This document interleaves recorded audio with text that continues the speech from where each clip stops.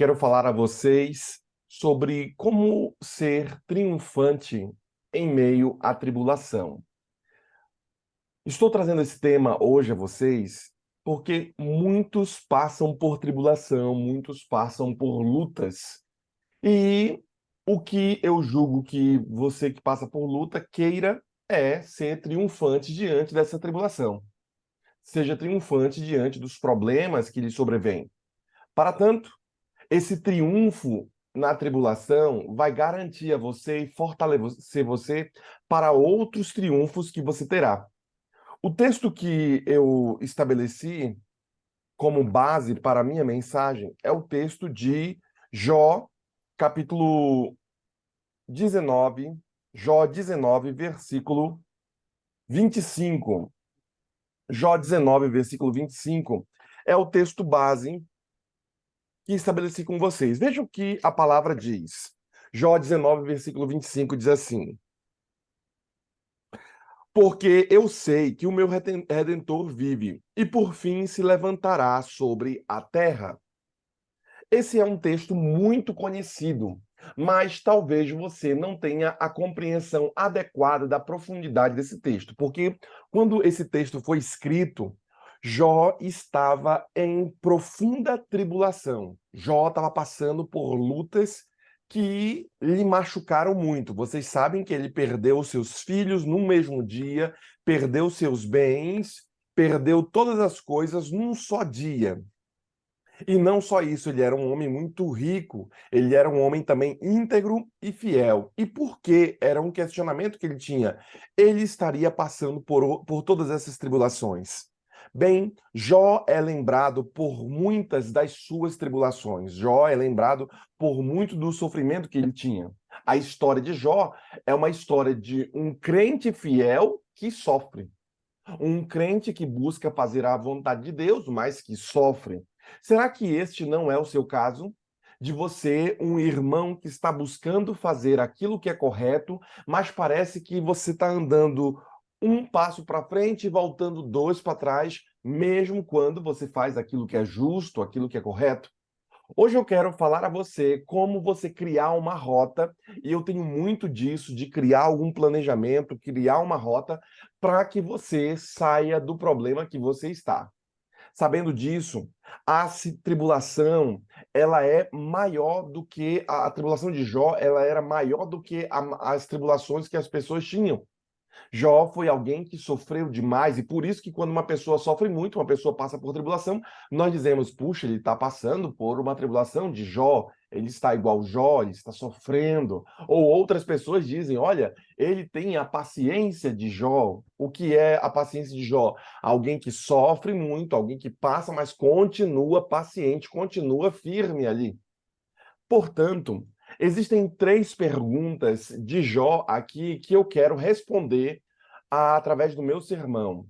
A primeira delas é quem do impuro tira a impureza? Essa é uma pergunta que Jó fez no capítulo 14. Capítulo 14, versículo 4, Jó fez esse questionamento. Veja o que ele declara aqui. Capítulo 14, versículo 4. Quem da imundícia, da impureza, poderá tirar coisa pura? Ninguém, responde ele. A pergunta é: quem é que vai purificar você? Quem é que vai tirar você da sujeira? Se não for Deus, porque ninguém tem condição de tirar você de uma tribulação. A tribulação, muitas das vezes, existe porque não depende de você solucionar o problema.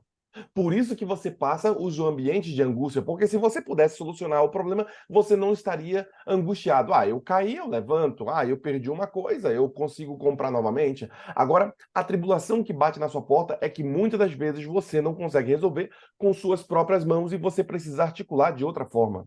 Sabendo disso, outra pergunta que ele faz e meu sermão tenta responder: se um homem rende o espírito, onde ele está? Jó 14, versículo 10. Ainda do capítulo 14, ele deixa claro isso daí. Versículo 10. O homem, porém, morre e fica prostrado. Expira o homem, e onde ele está? É um fato. Se o homem rende o espírito, se ele morre, ele rendeu seu espírito, onde o homem está nesse momento? Onde ele está vagando? O que ele está fazendo? Morrendo, o homem tornará a viver? Outro questionamento que ele faz assim: se o ser humano morre, será que eu voltarei a viver? Será que ele voltará a viver? Outro questionamento do capítulo 14, versículo 14. Bem, Jó, ele começa a derrotar a depressão. Será que você não é um irmão que conhece outro ou que passa por essa luta da depressão, passa por essa luta da tribulação que bate à sua porta e parece que não quer ir? Bem, hoje eu quero questionar você acerca desse assunto. Por quê? Porque Jó, ele derrota a depressão. Ele consegue traçar uma rota para vencer os problemas que ele tem. E eu quero que você aprenda no dia de hoje como você derrotar esse mal que está matando e destruindo muitas pessoas, que é o mal da depressão, o mal da angústia, o mal ali da ansiedade excessiva. Hoje eu quero falar a você sobre esse tema, porque eu julgo que ele vai ser uma espada que salvará você. Primeira coisa que eu percebo quando eu leio a história de Jó, e Jó começa a derrotar a depressão, a confiança de Jó é uma confiança no Redentor. Por isso eu iniciei meu sermão falando a vocês de que Jó acreditava piamente de que o seu Redentor vive e por fim ele faria o quê? Se levantaria.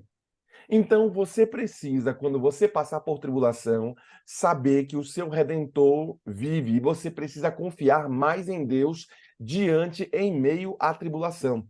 Eu sei que não é fácil confiar quando você não vê, mas eu quero que você tome um ato de fé quando você estiver andando. O nevoeiro está grande, as coisas estão difíceis, mas você segura na mão de Deus e vai. Você confia no Senhor. Esse ato de confiança, eu sei que para alguns não é fácil, mas se você quiser sair do estado que está, ou melhor dizendo, o estado que Jó se encontrava, um estado de derrota e depressão, esse Jó, o autor bíblico, ele começa a confiar em Deus e depositar sua força em quem seria aquele que iria redimi-lo, aquele que iria levantá-lo, aquele que iria trazê-lo de volta à terra sólida, porque a terra não estava mais sólida sobre seus pés.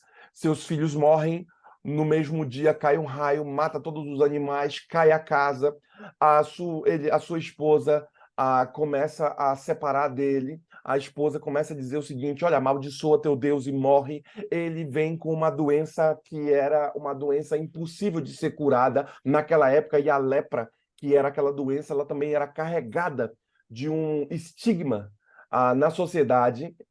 Mais do que isso, ele começa a conversar com os amigos deles e os amigos deles começam a dizer: você está em pecado, você está ruim, e é por isso que você está sofrendo, blá, blá, blá, blá, blá, blá. E aí ele começa a ter uma vida muito atribulada. Ele pega o caco de telha e ele começa a se coçar porque as suas chagas eram tamanhas que não dava para coçar com as unhas, então ele tinha que tirar, rasgar sua própria pele diariamente porque ela coçava demais. Ele só não sabia que o BO não era com ele, o BO era entre Deus e o inimigo. E ele estava participando desse problema. Talvez você não esteja percebendo, mas boa parte dos problemas que você sofre não são seus. São problemas que o inimigo está trazendo à sua porta. Uma parcela, sim, você caça. Outra parcela, outros trazem para você. Bem, Jó, ele confiava em Deus. Um segundo aspecto que eu percebo também quando vejo a história de Jó é que a sua fé estende-se além da sua presente condição. Pare de ficar olhando para a sua condição. Não viva de condição, mas viva de propósito. Ontem estava conversando com uma irmã e falei: irmã, nós precisamos alinhar não as condições que enfrentamos, mas alinhar o propósito. Se vivermos de propósito, que é o que o BJ declara em seu livro, cadê o livro? Os meninos já pegaram meu livro daqui. Viver de propósito, não viver de condição. Vou botar ali. Viver de propósito e não viver de condição. Por que eu digo isso? Porque tem uma galera que diz: ai, pastor, eu não tenho condição de melhorar dessa forma. Pastor, eu não tenho condição de fazer isso. Pastor, eu não tenho condição de fazer aquilo outro. Realmente, que bom que você não tem condição. Então, você precisa realmente daquilo que vai fazer a modificação. Você precisa de um propósito. E ontem eu estava em uma de minhas igrejas e preguei sobre a perseverança. A perseverança, ela vai ganhar. O cara que é disciplinado, o cara que é perseverante, ele ganha do cara que é talentoso. Então, não interessa se você tem uma pessoa rica perto de você. Se você for, e essa pessoa é talentosa, porque ela recebeu esse talento na mão dela, dos pais, o dinheiro, ou a habilidade que a pessoa tem. Se você for perseverante, se você for disciplinado, você pode passar da pessoa rica. Se você for perseverante, se você for disciplinado, você pode passar daquele irmão que tem dom, daquela pessoa que tem dom e que tem habilidade para algumas coisas. Hoje eu quero falar a você que a sua fé, a fé de Jó, ela estende-se além da sua presente condição.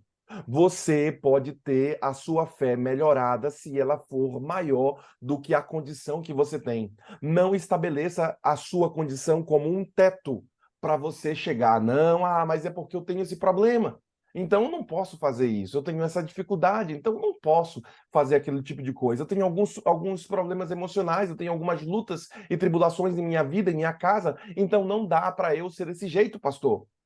Lembre-se que a sua tribulação não pode ser seu topo, mas ela deve ser seu piso. Os seus problemas não podem ser seu topo, o seu problema tem que ser seu piso. E eles devem ser uma espécie de trampolim para lhe fazer, para você se tornar uma pessoa melhor.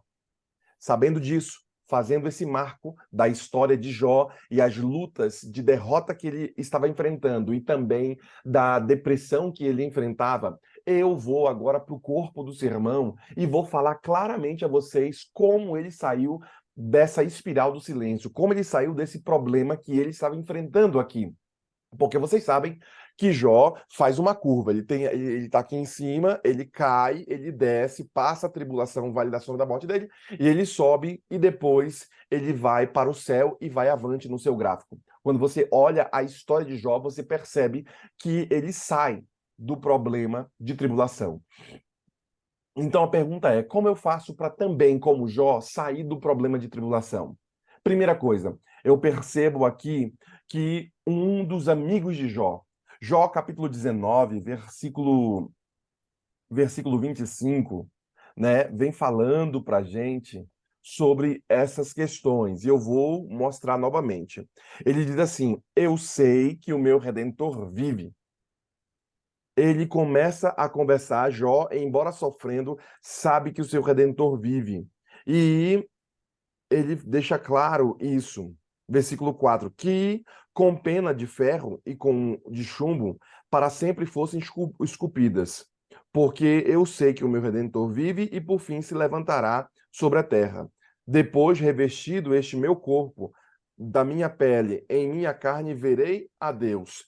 Vê-lo-ei por mim mesmo, os meus olhos o verão, e não outros. De saudade me desfalece o coração dentro de mim.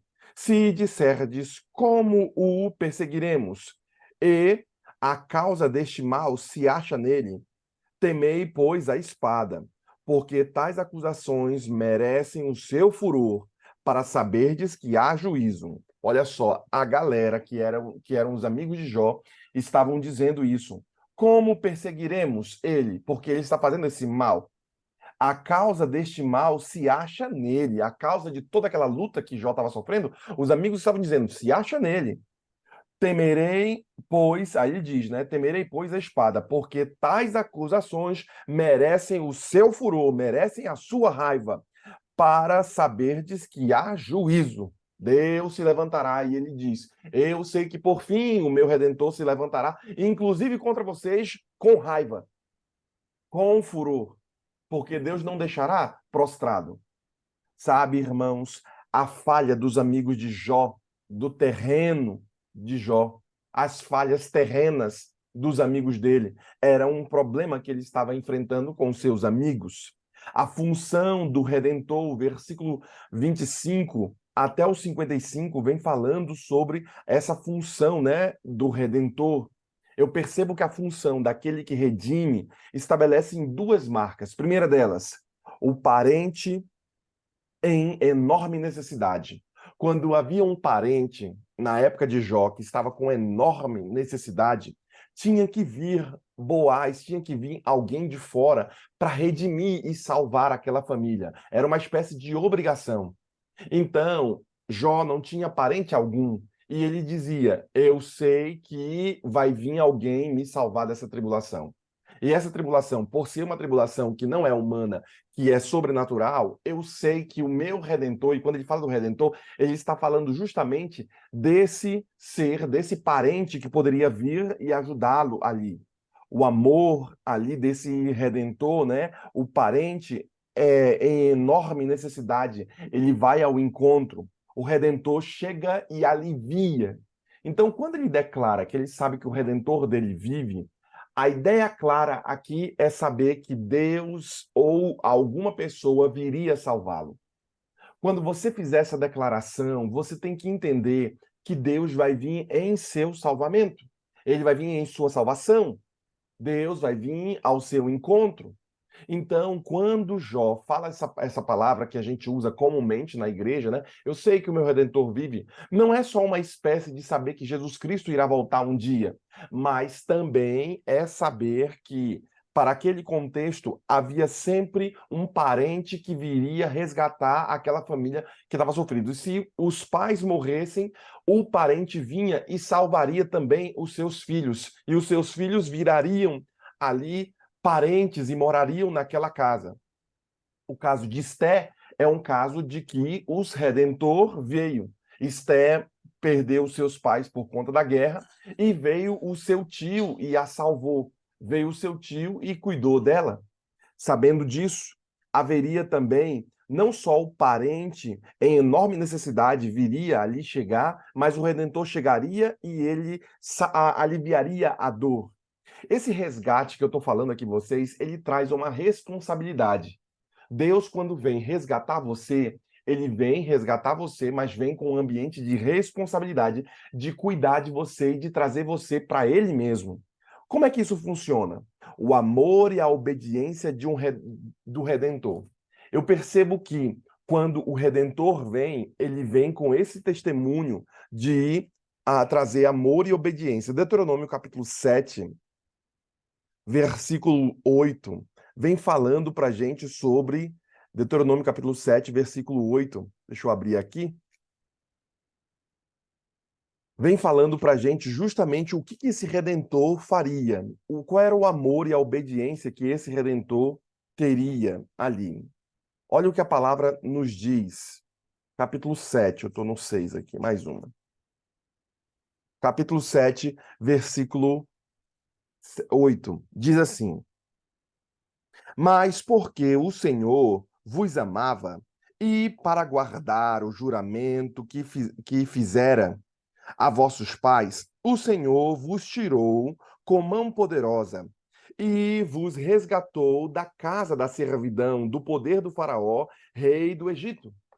Veja que o texto bíblico diz o que para você? Que porque Deus fez um pacto com os pais no passado, Deus foi lá e resgatou o povo com uma mão poderosa. Talvez você esteja ainda recebendo bênçãos de parentes do passado que um dia pediram para Deus cuidar da posteridade. Talvez você esteja recebendo algumas bênçãos dos seus avós ainda, dos seus bisavós, porque a palavra diz que Deus faz o quê? Deus faz misericórdia até 1000 gerações daqueles que o amam e o temem. Você lembra disso? Então perceba aqui que esse resgate que o parente próximo fazia era um resgate com base no amor, porque ele amava aquele parente, com base também na obediência, porque eles estavam obedecendo às regras de família. Porque ele era parente, ele ia obedecer aquela regra. Então, quando Deus é o redentor de Jó, ele está seguindo claramente aquilo que era comum nas regras judaicas de que Deus iria resgatar com mão poderosa. Qual é a base disso? A base está em Deuteronômio capítulo 6, que eu li capítulo 7, versículo 8, que eu li para vocês agora. Quando Jó declara isso, lá eu sei que meu Redentor vive, ele declara pensando nesse versículo que vocês estão que vocês acabaram de ler junto comigo aqui.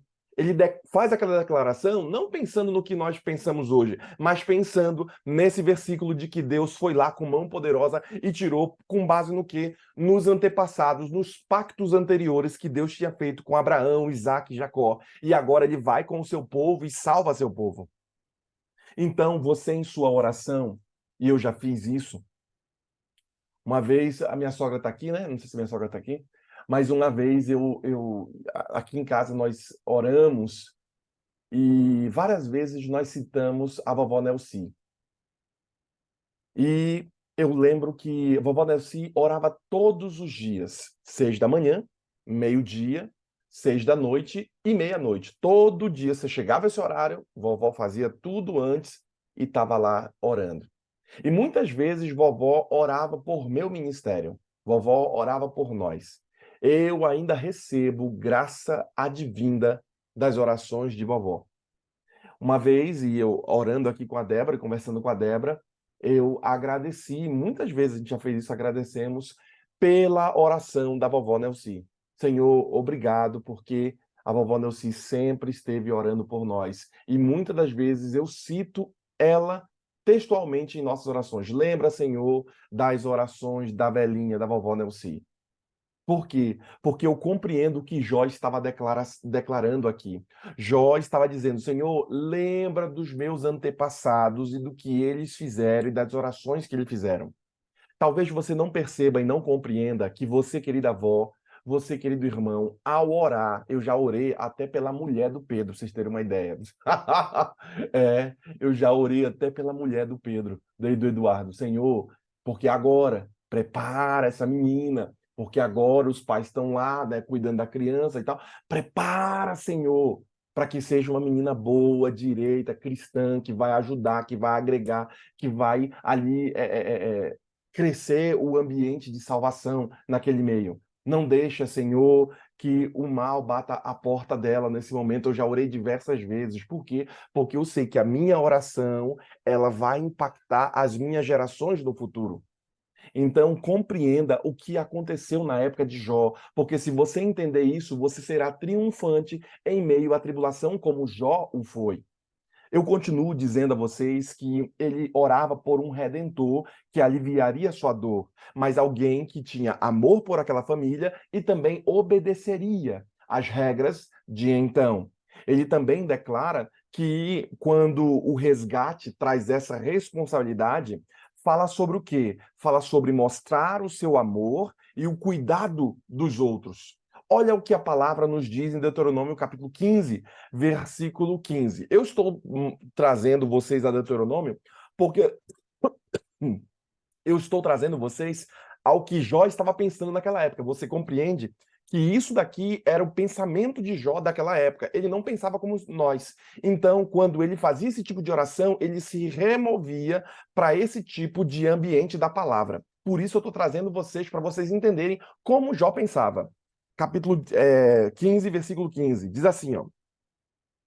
Pá, pá, pá, pá. Cadê?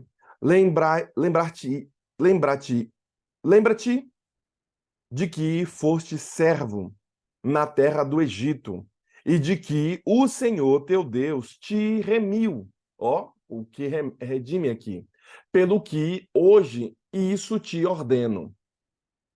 Veja que o texto deixa claro que ele mostrava cuidado e amor. Por quem?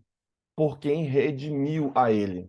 Lembra-te, foi o questionamento aqui do versículo 15, quando vocês eram lá do Egito. Porque lembra-se que antes de dar os mandamentos, o que está escrito lá em Êxodo 20? A gente só lembra dos 10 mandamentos. Mas antes de dar os mandamentos, o texto deixa assim: eu sou o Senhor teu Deus, que te tirei da terra da escravidão, do Egito. E aí vem falando lá algumas coisas que te redimi, que te salvei, você era um escravo, blá, blá, blá. E agora eu dou para você as minhas regras. Você agora vive sobre minha tutela, debaixo da minha casa, debaixo das minhas leis. Aí, então, nesse contexto, Deus vai lá e dá os 10 mandamentos. Então, a primeira coisa que Deus faz é dizer o seguinte, lembrar você que ele era seu redentor. Ele era o seu salvador, ele era o salvador do povo do Egito. Então, esse negócio de ser o redentor, ser o salvador, era um ato de amor, de misericórdia e de cuidado com os outros. Eu ainda vou mais além. Ele mostra misericórdia e compaixão. Deuteronômio 24, já que a gente está em Deuteronômio aqui, Deuteronômio 24, versículo 14 ao 22, assim declaram: não oprimirás o jornaleiro pobre e necessitado, seja ele teu irmão ou estrangeiro que está na tua terra e na tua mocidade. Vou mais além. No seu dia lhe darás o seu salário antes do pôr do sol, porque é pobre, e disso depende sua vida, para que não clame contra ti e haja em ti pecado. Os pais não serão mortos em lugar dos filhos, nem os filhos em lugar dos pais. Cada qual será morto pelo seu pecado. Não perverterás o direito do estrangeiro e do órfão, nem tomarás em penhor a roupa da viúva. Lembrar-te-á de que foste escravo no Egito, tocando na ferida, e de que o Senhor te livrou dali, pelo que te ordeno que faças isso. Quando no teu campo cegares a messe e nele esqueceres um feixe de espiga, não voltarás a tomá-lo. Para o estrangeiro, para o órfão e para a viúva será, para que o Senhor teu Deus te abençoe em toda a obra das tuas mãos. Quando sacudires a tua oliveira, não voltarás a colher o fruto do ramo, para o estrangeiro, para o órfão e para a viúva serás. Quando vitimares da vinha, não tomarás a rebuscá-la para o estrangeiro e o órfão. Lembra-te que foste escravo na terra do Egito, pelo que te ordeno que faças. Então, perceba aqui, irmão, o tempo já urge e eu vou chegar pelo menos na metade do sermão. Perceba aqui que há um redentor, que há um louvor, há uma razão para ele cantar.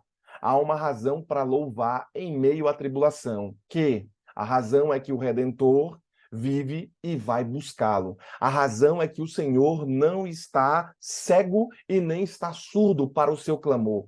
A razão é que o Senhor não está deixando de passar em branco ou de não ver aquilo que está sofrendo, aquilo que o seu servo está sofrendo, aquilo que você está passando. Deus está vendo tudo isso. Por isso, um clamor de misericórdia, um clamor de bênção, lhe fará bem se você, ao orar conosco aqui no Go Six, você buscar essa oração, buscar nessa oração a misericórdia, o Redentor que vive para salvá-lo, para ajudá-lo. Veja que o texto de Salmos, né, ele vem falando para a gente, justamente, Salmo 107, versículo 1, vem falando para a gente justamente esse negócio de cantar em meio à tribulação. Rendei graças ao Senhor, porque Ele é bom e a sua misericórdia dura para sempre. Render graças e saber que Deus está cuidando de você, que Deus está apacentando. O versículo 2 ainda diz, digam-no os remidos do Senhor, os que ele resgatou da mão do inimigo. Quem é que deve cantar? Quem é digno? Quem é aquele que foi resgatado pelo Senhor? Então você, quando olhar para a história de Jó, primeira coisa que você deve compreender de que ele passou por essa tribulação, mas ele obteve vitória. Sabe, a fé que Jó tinha não era uma fé baseada em coisas humanas, mas era uma fé baseada que o redentor dele, que um parente próximo iria cuidar das coisas. Então perceba, o Salmo 136, versículo 24, também falam para a gente sobre esse negócio de louvar em meio à tribulação. Versículo 24 diz assim: e nos libertou dos nossos adversários, porque a sua misericórdia dura para sempre. A misericórdia de Deus dura para sempre. E a minha oração de hoje é que essa misericórdia do Senhor, que dura para sempre, seja uma misericórdia que a esta manhã ela se renove na sua vida. Que as misericórdias do Senhor a cada manhã se renovem em nossa vida. Que você tenha essa misericórdia do Senhor renovada. Por isso, compreenda que Jó passou pela tribulação, mas há triunfo na tribulação. Eu quero convidar você, querido irmão, para, num próximo sermão meu, estar aqui conosco, porque eu quero terminar essa história de Jó e mostrar para você como foi que ele saiu desse problema. É sabido, e quem conhece e assiste meus sermões sabe que eu pego você e eu trago você até o limite do problema. E agora, do meio para o fim, eu coloco Cristo no meio e coloco a solução do problema. Nesse meu próximo sermão, eu vou colocar a solução para você. Como foi que Jó estabeleceu na sua fé um caminho, uma rota para que ele saísse da tribulação? Ele, obviamente, de forma primária, ele acreditava que o redentor dele viria, mas ele fez outras coisas que fizeram com que ele saísse dessa espiral da doença e dos problemas. Quando você vai na história final de Jó, é sabido que Jó ficou 10 vezes mais rico do que era antes. As suas filhas eram 10 vezes mais belas. Ele conseguiu tudo de novo em sua vida e Deus deu paz a ele e deu bênção a ele e deu vida a ele. Mas Jó passou por uma tribulação tremenda. Eu não sei em qual estágio da vida você está. Se você está no estágio inicial da sua tribulação, se você está passando por um ambiente agudo de tribulação, saiba que isso só é um caminho de passagem, porque o nosso Redentor vive e, por fim, ele se levantará sobre nós. Acredite, confie, segure na mão de Deus, mesmo em meio à neva. O chão começará a ficar sólido novamente. Por quê? Porque a força vem de olhar para Cristo, a força vem de estar com os olhos fixos no Senhor. Se isso acontecer com você, o tempo para e você consegue andar por sobre as águas. Aquele ambiente que era ambiente insólido das águas começam a se tornar ambientes sólidos. Se você continuar olhando como um ato de fé para Cristo. Não olhe para os outros. Não baseie sua vida nos problemas, não baseie sua vida nas coisas boas que te aconteceram, mas comece a basear sua vida em propósito. Você tem um propósito claro. E se você tiver esse propósito claro, não interessa por onde você vai passar. Por quê? Porque o seu Redentor vive e, por fim, ele vai fazer o quê? Se levantar sobre você, porque há um propósito na sua vida. Quer você ter restauração? Quer você ter bênção? Quer você sair da tribulação que está? Eu quero convidá-lo nesse momento a orar. E quando você estiver orando conosco, eu quero que você também peça a Deus, Senhor, se levante para que essa causa, Senhor, ela possa ser resolvida. Se levante, Senhor, para que esse ambiente possa virar um ambiente sólido novamente. Que o teu Espírito, Senhor, esteja no meio de nós. É esse tipo de oração que você deve fazer. Por quê? Porque o nosso Redentor vive e, por fim, se levantará. Vamos orar ao Senhor e pedir a bênção de Deus. Rose? Sim, sim, pastor. Querido Deus, maravilhoso Pai eterno, louvado seja o teu nome, Senhor. Muito obrigada, Pai, porque o Senhor é o nosso Redentor, o nosso resgatador. Obrigada, Jesus, muito obrigada. Pai, nesta pregação, Senhor Deus, o Senhor fala muito ao nosso coração. Mas uma coisa, Senhor Deus, que ficou na minha mente, que foi o que o pastor disse agora. Olhar para Cristo, olhar para Jesus e não desviar para nenhum lado, porque o nosso Salvador está vindo, ele está chegando. Estamos em meio de turbulências, estamos no meio de doenças, aflições. Se não é conosco, é com alguém que nós amamos, pessoas queridas têm sofrido nesse mundo. E a nossa única esperança é o Senhor. A nossa salvação está em Ti, Senhor Deus. Obrigada, meu Deus, obrigada porque o Senhor é esse Deus que tem piedade de nós, tem misericórdia, tem olhado para cada um de nós com Teus olhos de amor. E o Senhor vem, está chegando, está se findando, Senhor Deus, toda essa aflição. Logo nós estaremos num lugar seguro, esse lugar que o Senhor foi preparar. E lá não teremos mais nenhuma dor, nenhuma aflição. Dos nossos olhos não sairá mais as lágrimas de dor, mas sim talvez as lágrimas de emoção e alegria por estarmos na tua presença. Mas enquanto estamos aqui, Senhor Deus, muitas coisas ainda vão acontecer. Mas o Senhor também diz que nós devemos ter bom ânimo, porque o Senhor está conosco e o Senhor nos aliviará. Então alivia, Senhor Deus, a dor de cada um dos meus irmãos que aqui se encontra e está passando por momentos difíceis. Como a Fernanda, Senhor Deus, ela ontem teve que tomar 2 vezes a morfina para dormir, porque a sua dor era muito forte. Então, Senhor Deus, alivia a dor da Fernanda, que é a mesma dor da Lucimar e de outras pessoas que enfrentam a situação do câncer, a depressão, Senhor Deus, e outras doenças que estão ao redor, Senhor Deus, nos tentando tirar do foco de olhar para Ti. Mas que no meio da tempestade, Senhor Deus, nós possamos ter alegria, porque o Senhor está conosco. Tudo vai passar, Senhor. Obrigada por essa mensagem, Senhor Deus, obrigada pela vida do pastor Anderson. Enche ele com teu Santo Espírito, Pai. O Senhor sabe que o pastor Anderson também enfrenta as lutas. Não é fácil, Senhor Deus, hoje em dia. Eu acho que não é nada fácil ser um pastor nos dias de hoje. Mas ele, Senhor Deus, tem levado a tua mensagem a sério. Que o Senhor possa abençoar ele, a família dele, as igrejas pela qual ele tem trabalhado, Senhor. Abençoe a casa dele, a família dele. Abençoe cada irmão aqui, Senhor Deus, cada um que entrou. Perdoa os nossos pecados, livra-nos do mal, Senhor. Nos batiza hoje com teu Santo Espírito. É o que eu te peço, te agradeço, Senhor, em nome de Jesus. Amém. Ainda em tua presença, Senhor, pedimos que tua graça nos alcance. Pedimos a ti, Senhor, que renove sobre nós o teu Santo Espírito. Mas, Senhor, antes de tudo, queremos, Senhor, pedir a ti primeiro perdão por nossos pecados, por nossas faltas, por nossos erros. Perdão, Senhor, porque ainda não somos aquilo que o Senhor quer. Ainda a nossa carne nos prende, Senhor. Somos mais frágeis, não confiamos tanto.